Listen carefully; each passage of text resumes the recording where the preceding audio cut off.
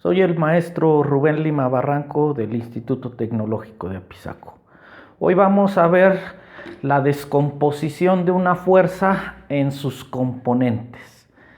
En temas anteriores habíamos visto cómo de dos vectores, los voy a dibujar de morado y de azul, de dos vectores del vector Q, que quedamos que lo voy a representar con una flechita arriba, y del vector P,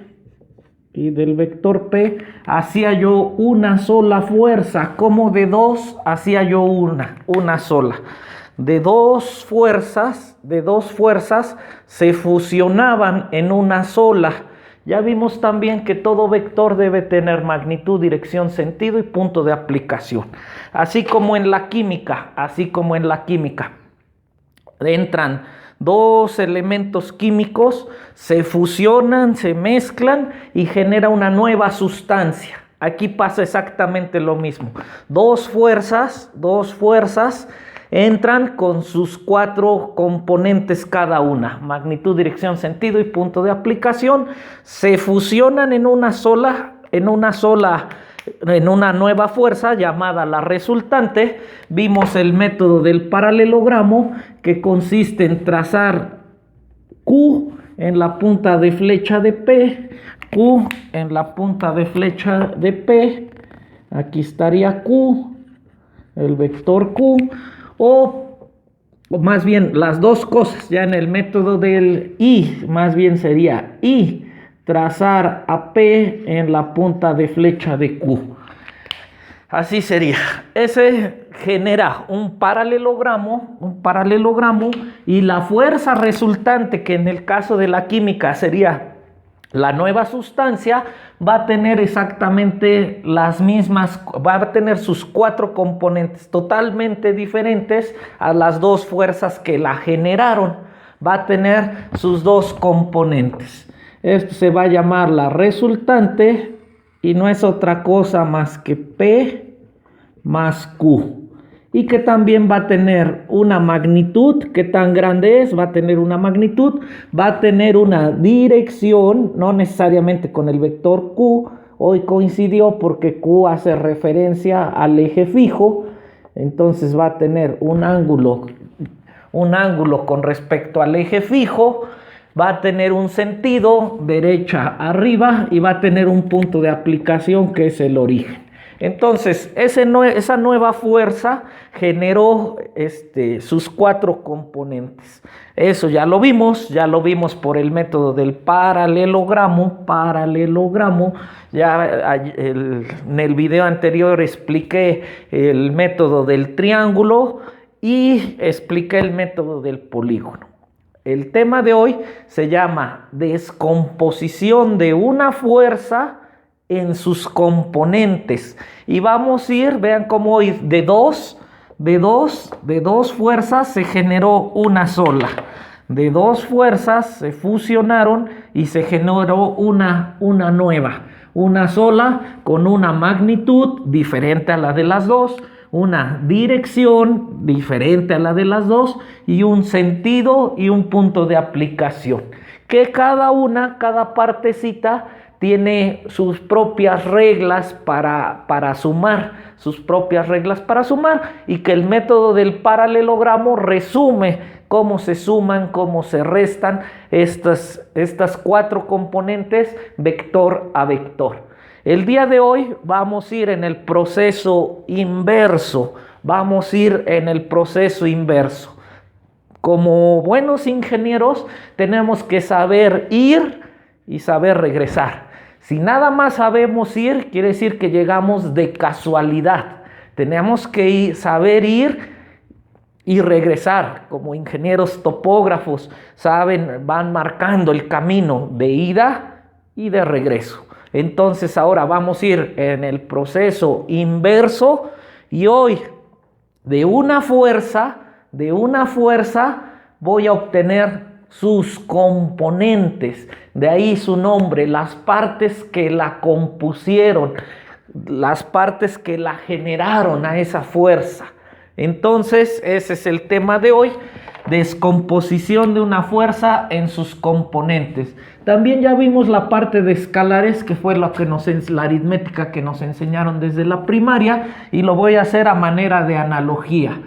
Yo ando buscando dos números que sumados me den 12, vamos a suponer. Y vamos a ver que esos números se vuelven infinitos. Pueden ser infinidad de números. Si hablamos tan solo de los naturales, de los enteros, perdón. Si hablamos tan solo de los enteros, vamos a ver. Yo puedo decir 8 más 4 igual a 12. Puedo decir 6 más 6 igual a 12. Puedo decir 10 más 2 igual a 12. Puedo decir 12 más 0 igual a 12. Y se vuelve infinita la cantidad de números que puedo marcar. 1 más 11. Se vuelve infinita la cantidad de números que puedo marcar que me digan que la suma de ellos dos sea igual a 12. En el método del paralelogramo, pasa exactamente lo mismo. Tengo dos ejes que se llama la línea de acción de la fuerza, y ahora tengo una fuerza resultante.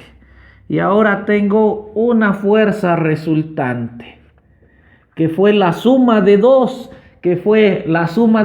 Aquí empecé el problema aritmético con eso, con la solución. Ahora, de un número lo estoy partiendo en dos. 8 y 4, 6 y 6, 10 y 2. Ahora vamos en el proceso inverso.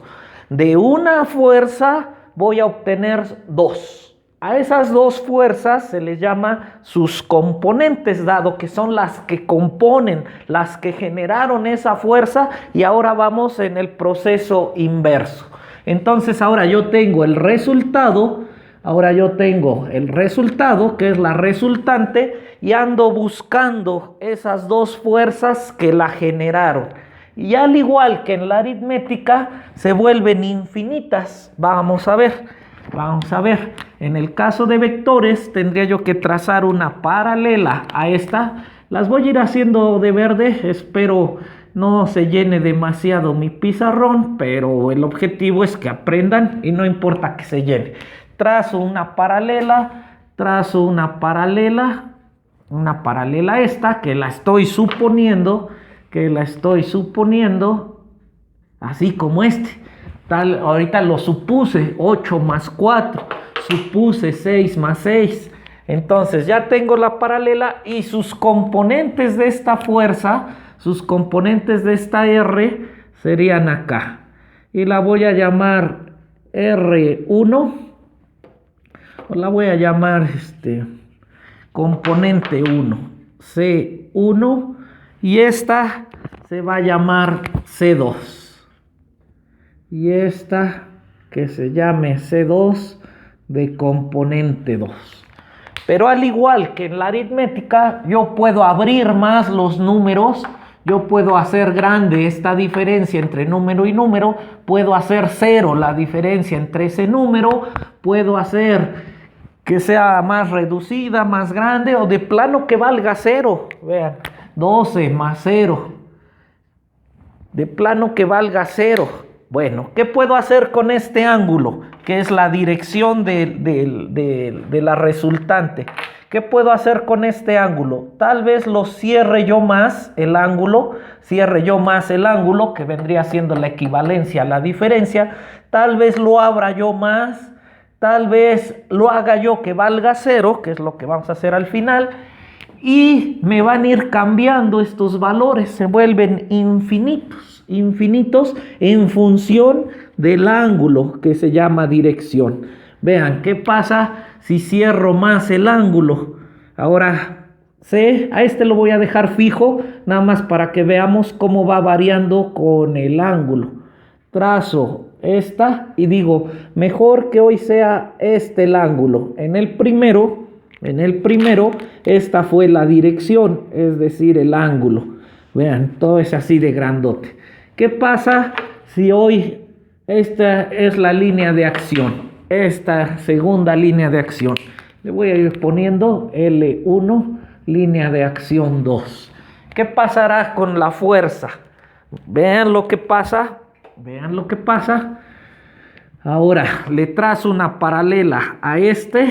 Le voy a trazar una paralela a este. Más o menos por acá. Por acá vendrá la paralela. Le trazo una paralela a este. Y vendrá por acá. Y voy a ir descomponiendo la R según sus componentes. Y vemos cómo va a ir cambiando. Para que esa sea la componente acá, voy a trazar la paralela acá, aquí, y me va a quedar más o menos acá. No traje hoy mi juego de geometría, más o menos me quedaría acá. Acá sí, la paralela a Q y la paralela a este acá. Va más pegado, lo estoy haciendo así un poco separado para que ustedes lo puedan ver. ¿Vale? Aquí más o menos así vendría la paralela. ¿Qué vemos? Pues que cambiaron las magnitudes. Este se volvió más grande y este se volvió más pequeño. Estamos en el método del paralelogramo. Este vendría acá, y así sería la resultante de ese método del paralelogramo. Entonces pasa lo mismo que acá. Entonces, si yo cambio uno, en automático tiene que cambiar el otro. Este lo hice más grande, este se volvió más pequeño, que fue lo mismo que acá. Si este lo hago más grande, este se vuelve más pequeño. ¿Qué pasa si abro más el ángulo de lo que estaba originalmente? Vamos a hacerlo hasta acá. Que yo abra el ángulo hasta acá. ¿Qué va a pasar con el ángulo 3? ¿Qué pasa si lo abro hasta acá? Pues le trazaremos su paralela a este acá en la punta de la flecha de la resultante. Trazamos su paralela y trazamos su paralela a este. Luego trazamos la paralela y vean cómo este se redujo. Este se hizo más pequeño. Este quedaría por acá. Se hizo más pequeño. Y este se mantendría igual. Entonces vemos cómo van variando y que se vuelve infinito también, Existen miles de posibilidades de encontrar dos números que sumados en este caso me dé 12. En este caso pasa exactamente lo mismo. Existen miles de ángulos que generan esta resultante. Pero ¿qué pasa si le pongo valor a uno de ellos? ¿Qué pasa si a estos dos números ya dejo un número fijo? Que diga yo, este número ya no se puede mover. ¿Qué pasa si al ángulo lo dejo fijo? Si ya digo que el ángulo valga y le doy un valor. Así digo, que el primer número valga 7. En automático la solución se vuelve única. Ya solo existe uno y solo un número que cumple la igualdad. Dice 7 más y este número ya es único. 7 más 5 igual a 12. No hay otro número que cumpla la igualdad. En términos de vectores pasa exactamente lo mismo. Y por conveniencia de cálculo, hasta ahorita no he hecho yo ningún cálculo. Por conveniencia de cálculo, para utilizar todo lo referente a las relaciones trigonométricas de seno, coseno y tangente para triángulos, rectángulos. Para eso me va a convenir definir que este ángulo que lo hice variar acá en este ejemplo y que me hace infinito, si lo varío me hace infinito el número de soluciones, entonces que valga 90 grados. Y generalmente pues utilizamos al eje horizontal X y al eje vertical Y. Y entonces tengo una fuerza resultante con su magnitud, dirección y sentido. Tengo una resultante con su magnitud, dirección y sentido, y la voy a descomponer en dos partes por el método del paralelogramo. La voy a descomponer en dos partes. Le tiro una paralela a ese eje, ¿en dónde? En la punta de la flecha de la resultante. Esta será paralela y esta le tiro una paralela al eje horizontal, ¿en dónde? En la punta de la flecha de la resultante. Aquí está. Y se me generó un paralelogramo. Un paralelogramo que hoy no es una forma de cocol, como les decía yo en clases anteriores. Este es el paralelogramo. Hoy el paralelogramo, vean cuánto valía su ángulo. Su ángulo, tenía dos ángulos menores de 90 grados y tenía dos ángulos mayores de 90 grados. Hoy mi paralelogramo, ¿qué le hice? Lo giré y quedaron todos los ángulos de 90 grados. Todos los ángulos de 90 grados, y entonces el paralelogramo recibe un nombre especial, un rectángulo, que estamos más familiarizados con ese.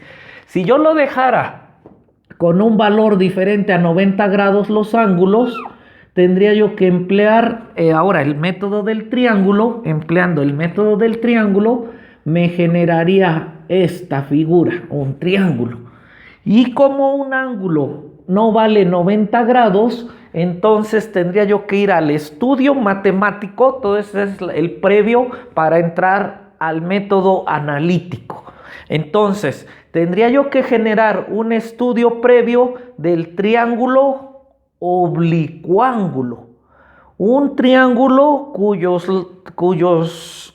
tres ángulos, ninguno de ellos mide 90 grados y todos son diferentes. Y tendría yo que entrar al estudio del triángulo oblicuángulo, que lo vieron en la preparatoria y que salen unas fórmulas demasiado extensas y difíciles de calcular. Entonces, mejor modificamos el paralelogramo, lo convertimos en un rectángulo. Vean cómo no violé la ley del paralelogramo. Ya dijimos que sobre ella descansa la estática. Le trazo un paralelo a este. Aquí está. ¿En dónde lo trazo? En la punta de la flecha de la resultante.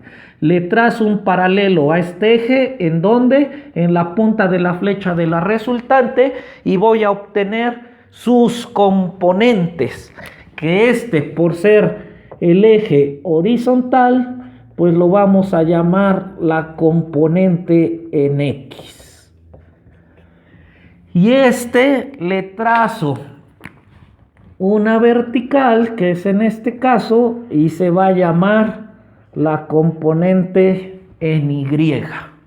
Bueno, lo voy a pintar corrido. Así. Y cuando expliqué el método del paralelogramo, insistí mucho, que es lo mismo que lo puedo dibujar acá. Horizontal lo puedo dibujar acá. Lo voy a dibujar punteado. Y es el mismo CX.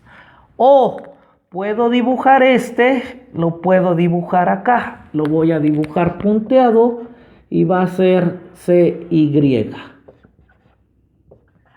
Lo voy a dibujar punteado. Para que no se me confundan. Y en el método del triángulo, que expliqué en el video anterior, dije, puedes dibujar tu vector 1, en la punta de la flecha donde termina el vector 1, con su magnitud, dirección, sentido y punto de aplicación, puedes dibujar al segundo vector. Y la resultante será unir la cola de la flecha del primero con la punta de la flecha del segundo. Esta será la resultante. Eso fue en el video anterior. De dos fuerzas, hallábamos una. ¿Cuáles eran esas dos fuerzas? Pues el vector morado y el vector azul. Dos fuerzas. De dos fuerzas se fusionan. Vean cómo lo puedo poner acá o lo puedo poner acá. Lo puedo pasar acá o lo puedo pasar acá. Estamos en el método del paralelogramo y entonces es el mismo que este y que este. Si vemos el método del triángulo, puedo dibujar el segundo vector en la punta de la flecha de este. O puedo dibujar al segundo vector y dibujarle el primero en la punta de la flecha de este. Puedo ver el triángulo de aquí para arriba o puedo ver el triángulo de aquí para abajo y los cálculos son exactamente los mismos. ¿Por qué? Porque el ángulo es recto. Y un ángulo recto me permitirá utilizar toda la trigonometría de Descartes, la que vimos en el plano cartesiano y que ya llevaron un semestre completo en la prepa, que se llamó precisamente así, trigonometría, que es el estudio del triángulo. Y ahí yo estoy muy en desacuerdo. El triángulo que deberíamos de estudiar más es el triángulo oblicuángulo, porque es el caso general, y sin embargo la que nos enseñan durante más de un semestre es el estudio de los triángulos con un ángulo recto y que se llama así, un triángulo recto o el estudio de los triángulos rectos. Entonces ahí estamos viendo de lo general solo un caso particular, el caso cuando el ángulo es de 90 grados. Y si el ángulo no vale 90 grados, ya no sabemos qué hacer. Entonces, el estudio del triángulo oblicuángulo es el general. Bueno, ¿para qué lo hacemos? ¿Para qué no reducimos la chamba? ¿Para qué lo simplificamos? Para poder utilizar las leyes del seno, coseno y tangente y el teorema de Pitágoras. Y precisamente esa va a ser nuestra herramienta trigonométrica que necesitamos y que se les va a quedar de tarea.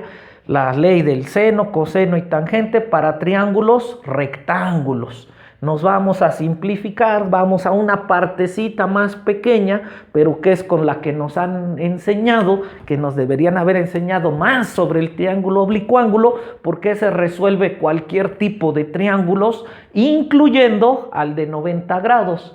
Entonces es de lo general a lo particular. Y nosotros estudiamos al revés, el caso particular, y cuando nos cambian el ángulo, cuando no vale 90 grados, ya no sabemos cómo calcular. Ahí nos quedamos y ahí hasta ahí llegamos.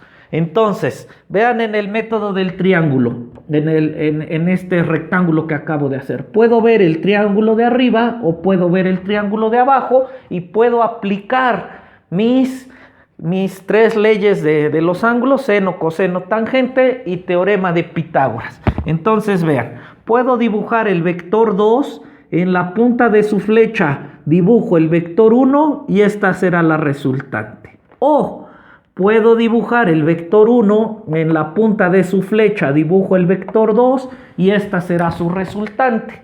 Hoy, en el proceso inverso, vamos a ver que esa fuerza resultante la puedo descomponer en dos, en una parte horizontal llamada componente en X y en una parte vertical llamada componente en Y. Y que esta componente en Y la puedo dibujar acá sin pérdida de generalidad, sin perder precisión, sin perder nada. Y que este componente en X lo puedo dibujar acá. Y que sigue siendo el método del paralelogramo. Lo que pasa es que en el método analítico me reduzco al método del triángulo, y ya sea yo que vea el triángulo de arriba o que vea yo el triángulo de abajo, lo puedo analizar indistintamente. Hoy hemos razonado el proceso inverso de la suma de dos vectores. Hoy, de una fuerza ya fusionada, voy a descomponer en una componente en X y una componente en Y. Estamos en el proceso inverso de lo que hemos visto, y a partir de aquí empezaremos con el método analítico como ingenieros que estamos estudiando, para que podamos calcular, ya no dibujar, ya no método gráfico, ya no método geométrico, ya vamos a calcular. Entonces espero haya quedado entendida la base, el sustento, y podemos aplicar ahora sí la matemática. Hoy no hice ningún cálculo, hoy fue la explicación del sustento. Espero que en el siguiente video ya podamos empezar con el cálculo.